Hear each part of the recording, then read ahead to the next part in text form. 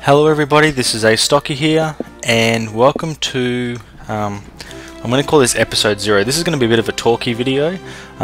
Basically, I'm just letting you guys know that I'm going to be starting a Let's Play of the Kerbal Space Program, but it's not going to be a normal Let's Play, in the sense of the way most people play this game. The music's just ever so slightly louder than I thought it should be, so just give me a second. Yeah, I thought I had that pretty quiet.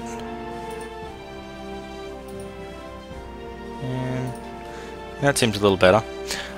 Basically what I am aiming to do here is I am aiming to set up almost like what a campaign mode is going to be. Basically I'm going to set it up so I'm going to try and in a cost-effective way complete certain kinds of challenges, and well, this video in fact is just going to be me just mucking around and just demonstrating some things to you guys, but I have mods installed, so I thought I'd start by just quickly going through the list of mods that I have installed. The first one is the Kethane mod. I should have had it last time. Hayoki pointed out that I missed it. I was actually looking for it, but for some reason I couldn't find a link when I was doing my mod install video, so have got the Kethane Pack. I've also got a pack called the Payload Pack, and basically it adds a whole lot of new fairings and cool things like that. And the reason I have those is because I have the Ferram Aerospace Research mod. Now basically it completely redoes the atmospheric model for the game, and it changes a lot of things, so it does actually break a lot of designs that you've probably seen before, but it makes space planes fly much better than they do in the default game. It makes them much more stable, much more realistic. It also changes the way rockets behave at high speed and different Mach numbers and things like that, so it's really cool. I'll get to showing you in a second. I've also got Clever Bocat. I have a mod called Payloader, but basically it allows you to build like a boost stage rocket, and then you can build, say, like a payload stage, and then offline you can combine them together and kind of build them together. I also have a mod called Subassembly Loader, which I'll show you in a second as well, which lets you do something very similar but from within the game instead of having to exit out, so that's pretty cool as well. I've also got MMI Cargo Bay, and basically it adds a little, actually maybe I should just demonstrate some things. So the let's just start with something basic. Okay, so what was I talking about? Yes, I was talking about the cargo bay. So I believe it's under structural fuselage. So here we have all the different fairings and things from the payload pack. Now these are really important because of the way the new atmospheric drag happens. If you don't have a fairing around square-shaped things, they hit their speed limit really quickly. Okay, so I'm clearly not seeing it there. I would not expect it to be under control, and it is not. Aerodynamic maybe. Utility, it's got to be utility. There we go. So we have, ooh, big battery. I'll get to the next one anyway. I have the quantum fuel transfer system, which basically, using EVA, you can attach these little quantum nodes, but I have no idea what the little nodes look like. Well, anyway, that's the strut gun, which is it basically allows you to create quantum struts, which are basically like energy struts that can never break, and you can use little people who EVA out and kind of connect the two struts together, so that can make some really wobbly space vehicles become less wobbly. So I think that's going to be useful later on. Now why can't I find, must be doing something wrong, maybe it's under propulsion. I really wish this game had a search function so you could kind of type and narrow things down. Under structure maybe.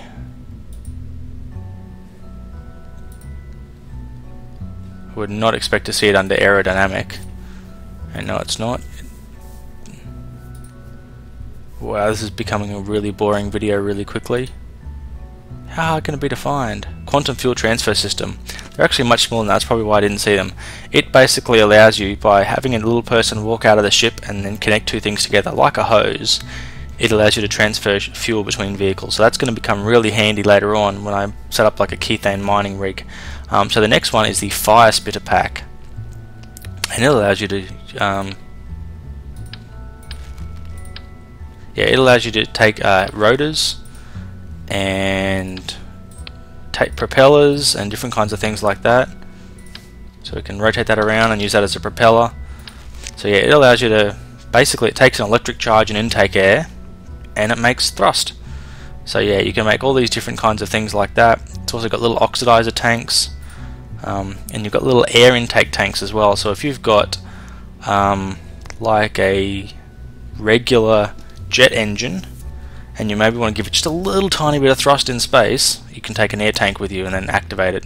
The next one is the home pack, which is these kinds of things here. It basically has a bunch of inflatable and large like power plant modules. That one uses nuclear fuel to produce power. I don't think you can refuel it. I think it just has fuel and it lasts for a certain amount of time, but I think it lasts a pretty long time. Then you have all these other things as well, which are things that are kind of attached to it. You can have different kinds of heat shields so you can land them. Then there's the stock expansion pack, KSPX parts expansion, and basically it adds things that are basically very similar to the regular game but of different sizes. So I think that's one of them. Yeah, so that's a pretty big engine. And then you have the regular pretty big engine, which is that one. So you got that's the mainsail, and then you have that one that's just similar but not quite as big. So it adds a whole lot of things that are very stock looking but just not quite as big. So it adds some cool things as well. I've also added in the control a mechanical jeb, and I think I showed you that in the last mod video. It basically really simplifies flying. Kind of what it's like in real life actually, where things pretty much just fly themselves. Now it requires electrical charge, so just remember that if you're making probes and things that fly themselves. The next bit I added was the stock improvement project, and basically it edits the values of all the stock ships to make them just a little bit better. Like this particular one here, which is the basic capsule, it's added monopropellant to it, so you can attach a couple of RCS to it, and without needing a separate RCS tank you can have a ship that is actually a lot more like capsules are in real life, because they always have like a small little tiny RCS bottle. I think 20 is probably too much monopropellant, but you know, it's the idea is good anyway. It makes it kind of a little bit more realistic. Then there's the big orange tank mod, which comes in here under propulsion and adds like nice big nose cones and base plates to the regular large fuel tank you have. And then I'm trying to think if there's anything else that's been added.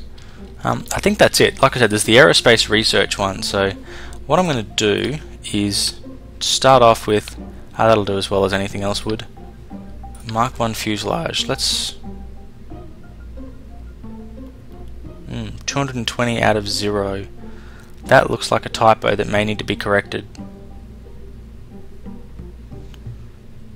Now the other thing I had to do to get the Ferram aerospace research mod to work with the stock improvement project, I actually had to edit some of the config files to kind of combine them both together. But this will do. Nah, that's boring. Let's go for Kethane tank. There we go. Just something quite basic. Nothing out of the ordinary or crazy. And now we want a vectored thrust engine, and we want some clamps.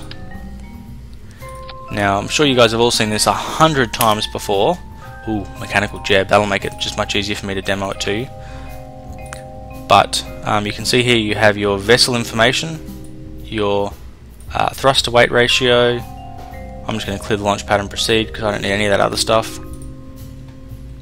So that's the mechanical jeb information. Now you can see over here, this is new. This is part of the far flight systems. Now it has a bunch of different options, none of which I need right now. What I'm instead going to do is put mechanical jeb into an ascent autopilot mode. Going to engage that. Now watch this Mach number here and watch the surface speed. Now normally mechanical jeb throttles back once you get to around about 150 meters per second, because you're starting to hit the atmospheric limits at that altitude. So you can see we're now going much faster, and the reason for that, you can see little bits of sort of white wisping coming off it. That's where you're starting to hit that, I guess what the shuttle would call max Q, which is like the peak of sort of that dynamic pressure where the air starts to do some weird things. It starts to be quite bad for your structure. But you can see, because I was climbing very quickly and the air density keeps dropping off, it can just almost continuously accelerate up to that point. Now I've run out of fuel quite quickly actually, but it got up to 92 kilometers. And the other really important thing versus what you would normally see is if we go to, I think it's not Ascent Autopilot, it must be orbital information, nope, vessel information, nope. There's a button you can push here that tells you stuff.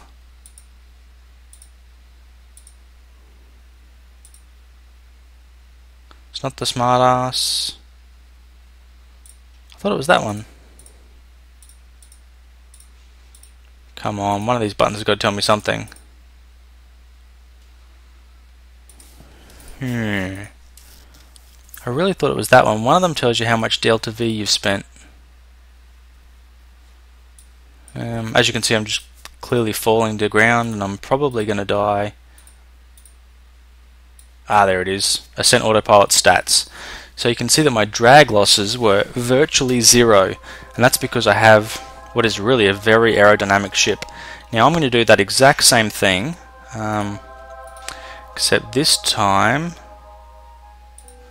I'm going to take off that beautifully shaped cockpit. Now it weighs 1.25, so now I want to find something that's about the same weight but blunt.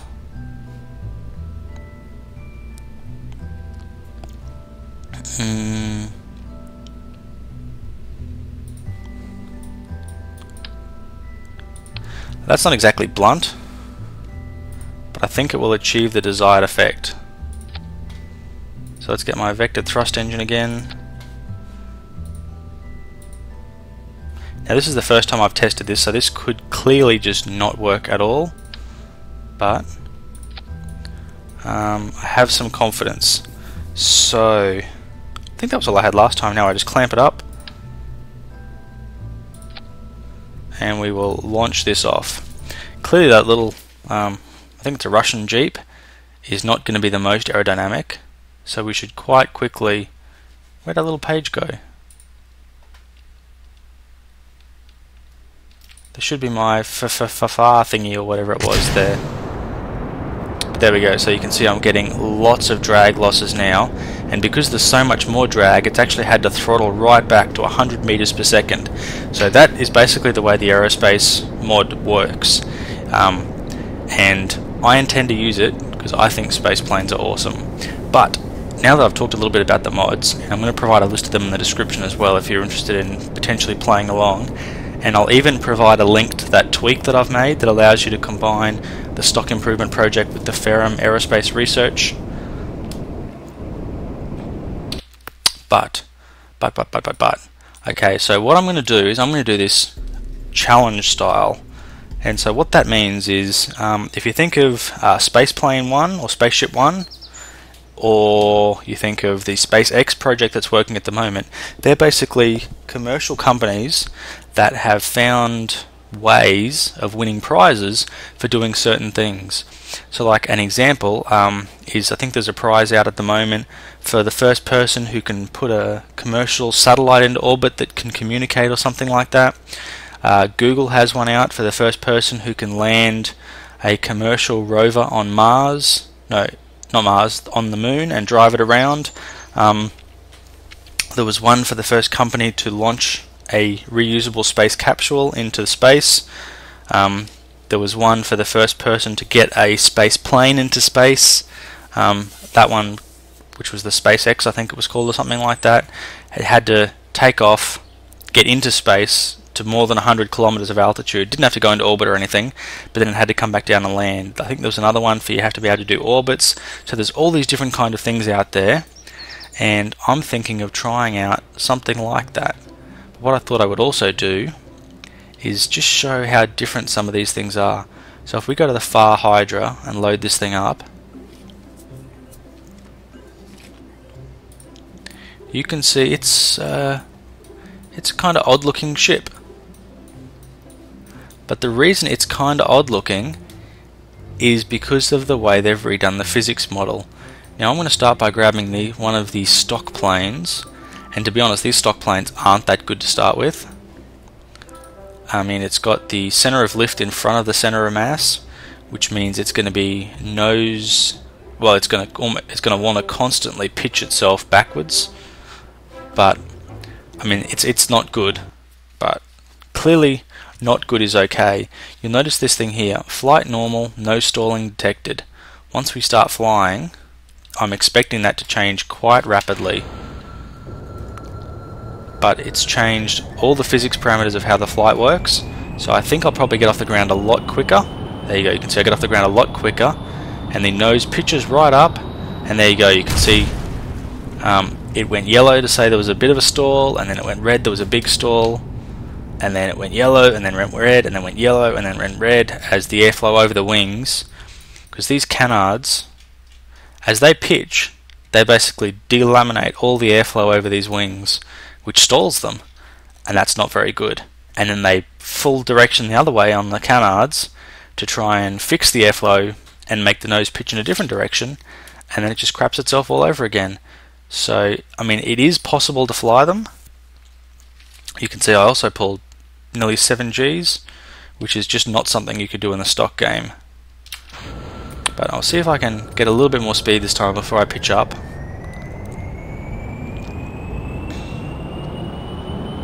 And see if, no, that's not going to work for me. Maybe if I go to like a fine throttle control, that seems to work a bit better. Bring the gear up. Yes. Now the gear also provides drag. Wow, this thing is bad. It's just constantly going from almost stalling to stalling. Don't die, don't die, don't die. Yeah, okay. So clearly the default plane does not fly very well. But if I was to say replace that with I wonder what the far Kaji is. There you go, that's I guess it's more of your normal sort of hypersonic-y sort of looking vehicle you'd see.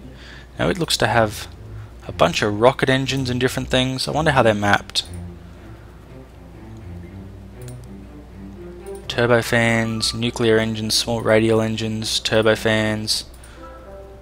So we've got activate turbofans on button 1, activate nuclear engines and rockets on 2, shut down turbofans on 3, toggle intake air. Oh Jesus, lots of buttons. Well, screw this. Let's just push buttons and see what happens. So we'll throttle it right up. Put fine control on this time. Let's go. Now I've just engaged all the engines, including the nuclear rocket engines, which is probably not needed. But let's see how we go with pitching up a little.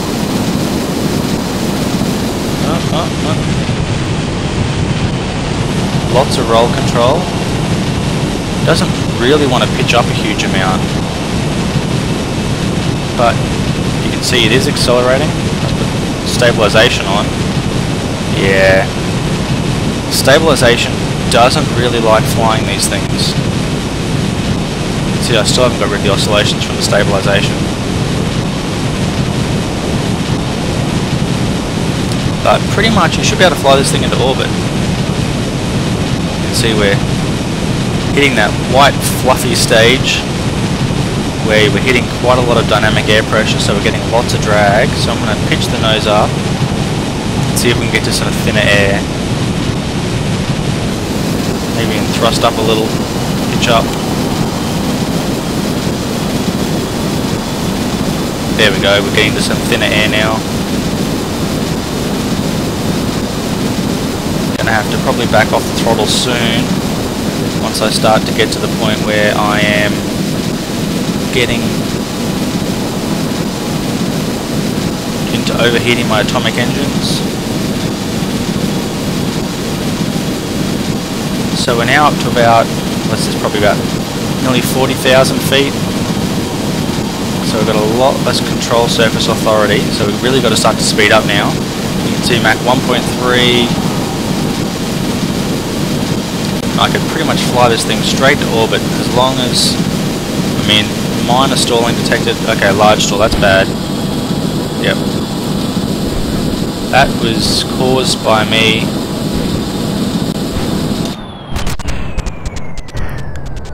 that little bang bang bang there as I flamed out a couple of engines. Yeah, I have very little control. The air's quite thin. I'm spinning around quite badly.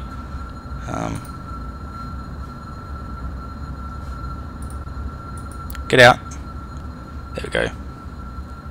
He was a goner anyway, so it's time to bail out. Let's right himself. And now let's thrust like crazy, I believe. How do I do that? Ah, there we go. So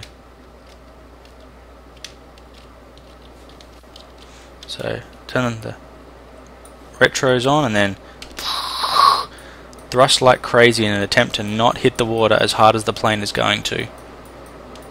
Where'd that go? Yeah, see, the whole descending at greater than 200 meters per second is probably not going to work out that well for him. And he's got quite a lot of Delta V in his little backpack there. Pack fuel, look at that, like he's got heaps of fuel left. But unfortunately, he's just not slowing down. He's too aerodynamic, and that will be the end of him. So I guess just getting back to an example of what I was talking about something that I might want to do as an example for a challenge, is I might want to build a rocket, and the rocket has to get above 100 kilometers of altitude, and it has to come back and it has to be completely reusable. So this is just, you know, as an example of what I might want to do. So I'm going to go for a potted type thingy. I'm going to go for just a small fuel tank, so I think that will probably be enough. I'm going to go for quite a powerful engine, much more powerful than it needs to be. And then I'm going to go for 2 side-mounted parachutes. Now I'm going to want to set the engine to go first. I'm going to set some struts up. There we go, got some struts set up to allow me to launch. Now what I should have been doing is, so that there is 600. The parachutes are 700 each, which is pretty expensive. The engine 950. Wow. And the tank is 850. So this is a pretty expensive little ship. No doubt about it being an expensive ship. Now what we need to do is we need to get ourselves a mechanical jeb so we can actually mostly fly. Actually, you know what? I'm not even going to do a mechanical jeb this time. I'm going to fly this by hand. I'm also going to put one more parachute on, just in case this whole thing comes apart. I hope it doesn't, but just in case it does, I want to have a parachute up the top there as well. So we're going to take the structure, put it down there. When the stage burns out, we hit spacebar, all these parachutes are going to deploy, and hopefully it'll come down all nicely together. Hopefully. So now, you know, add those kind of costs up, that'll be about $3,000 or $4,000 worth of ship. And for example, this might be a $5,000 prize. I haven't thought of the exact numbers yet. Now we want to just kick it over just a tiny little bit, and the reason for that is when we do come down, we kind of want to come down as close as possible but we probably want to come down in the water. So you can see there's a lot more stuff coming off at this time because it's a little bit heavier and a little bit draggier, but we quickly accelerate out of that.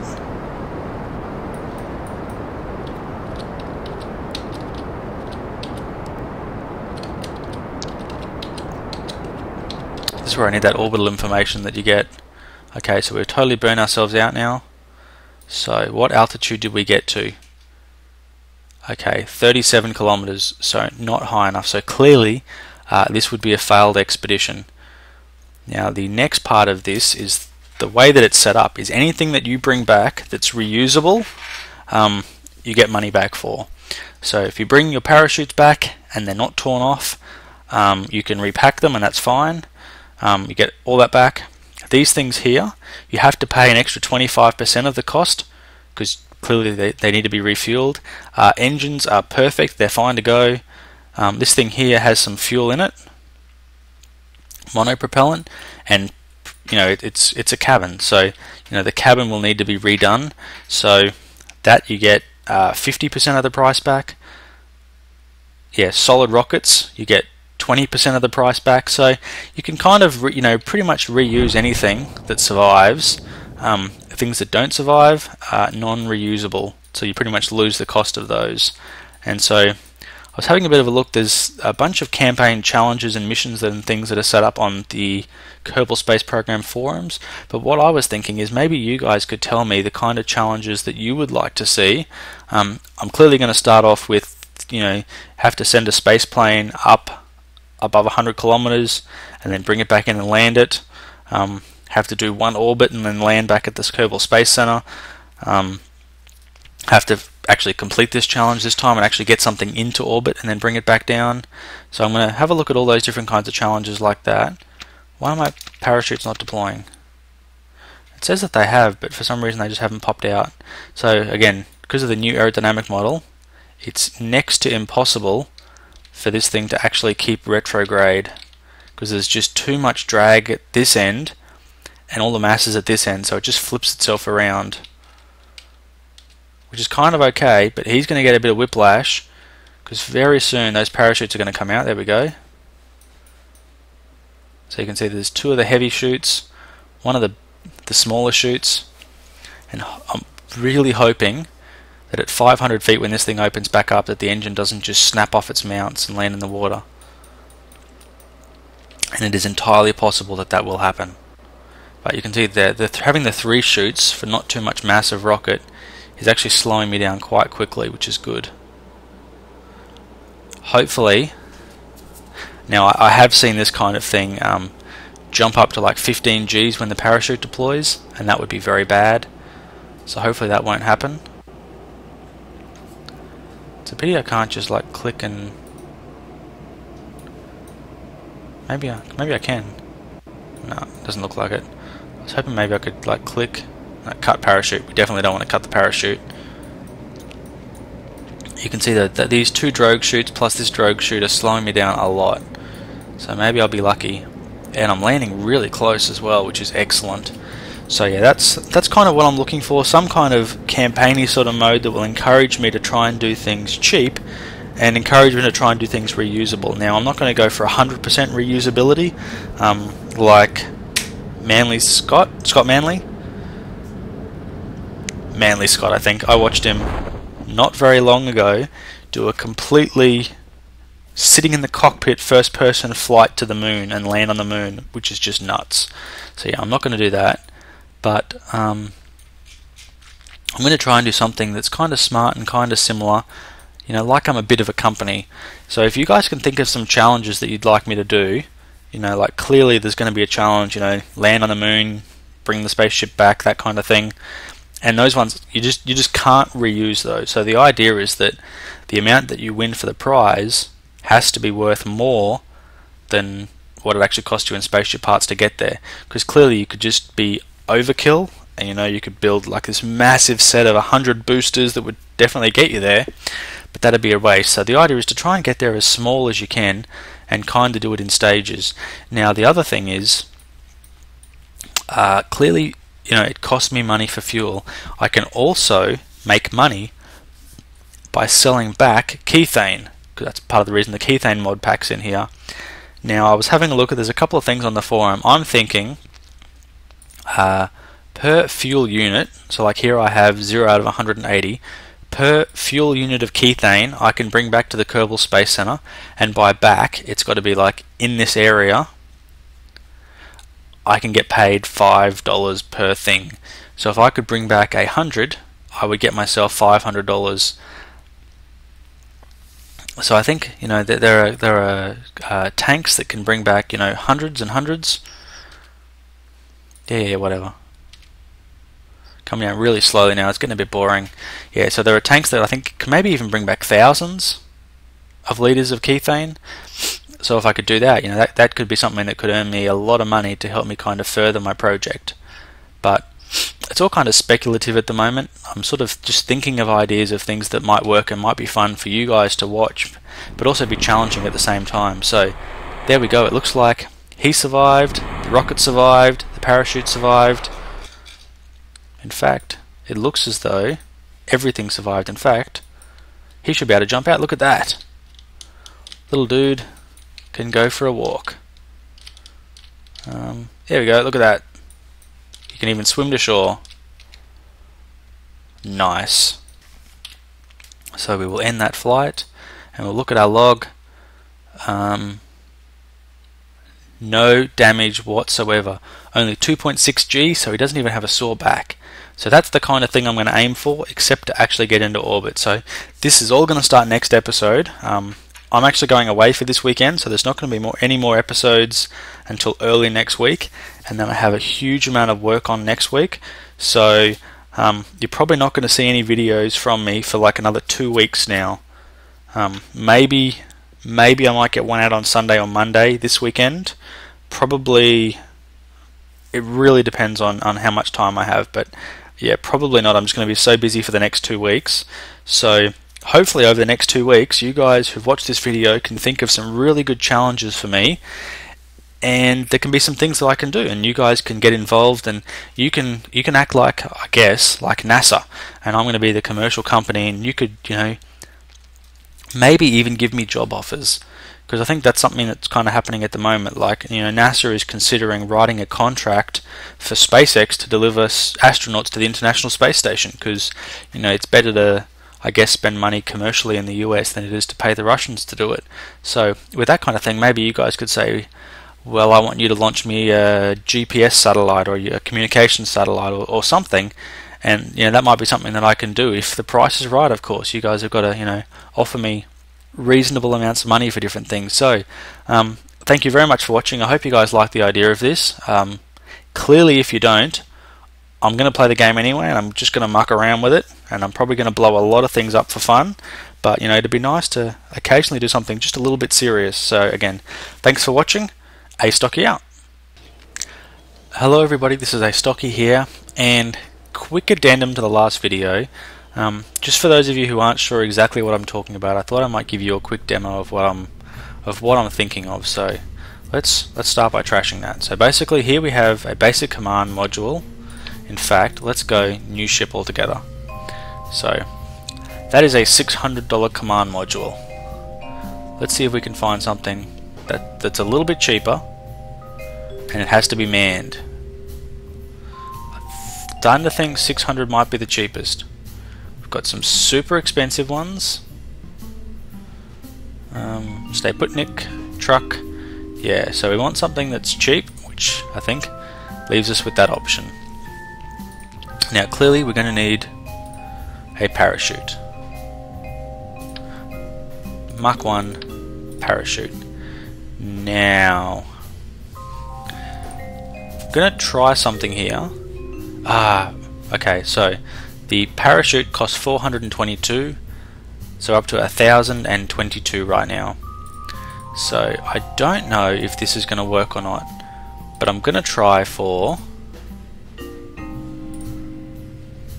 a single solid rocket booster that costs 450. So the total of that so far is 1,477. Now this is a $5,000 prize for putting someone into orbit, so I'm going to be making a big profit if this works. So, but again, I'm going to get most of my money back for this, all of my money back for the parachute, and 25% of my money back for this, because they're going to keep the casing and then just refill the other parts. So I'm going to put 3 parachutes on the bottom end, because we're going to have one up here on the top already. Now these things don't steer very well, so in between those I'm going to put some wings. Now why are you not attaching? Okay, there we go. That looks like that is going to make me roll. Well, maybe not. Maybe that will work. Got some wings, we've got some aerodynamicness. Now I need a launch clamp. So hopefully, there we go, can put one of those in the bottom. So what did those fins cost me? 500 each, so 1500. Plus what do those parachutes cost each?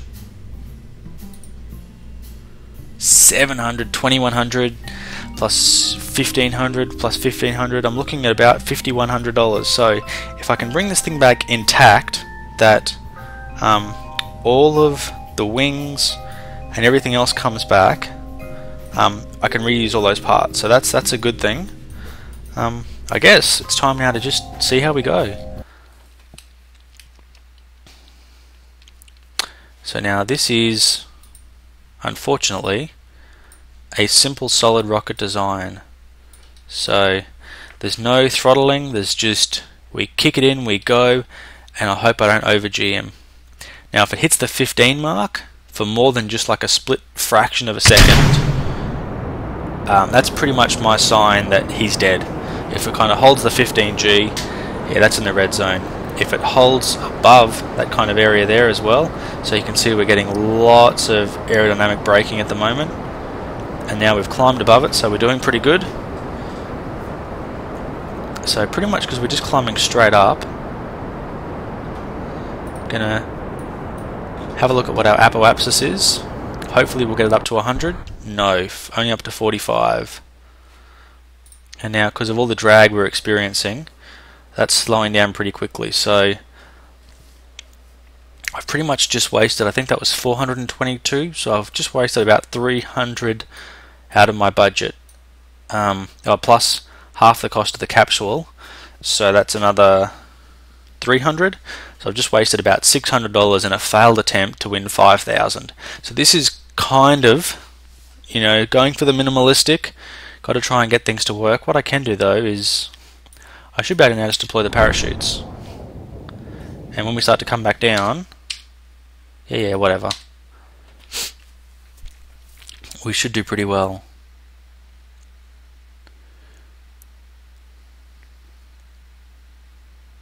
Gonna drop like a bit of a lawn dart at the moment. You can see that I stalled my wings, but now that we've got some nice airflow back over them, everything should be okay. In fact, though I should be able to, well, I probably won't even need to because it's all well anchored. What I was going to say is I should be able to nearly, no, because I put the parachutes at the wrong end. Should have put them at the top so they're all working together. Because now what's likely to happen is when these ones go off, they could flip me around really quickly, and that might be bad for him. Billful, I believe it is. It could be bad for Billful. But I guess we'll see how we go. So coming down, I might speed things up a little bit. Definitely slowing us right down, so they're doing their job. I'm kind of concerned I might lose my cannons though, which would be an extra 1,500 out of the budget that I didn't really account for. But we're down to really quite slow now. Start backing this off. Look at that, opened up perfectly, and the ship is going to survive intact as long as that parachute doesn't mind being a lawn dart, because we are about to stick our nose in the ground. Pretty close though. I mean, only 2.1 k's from the launch pad.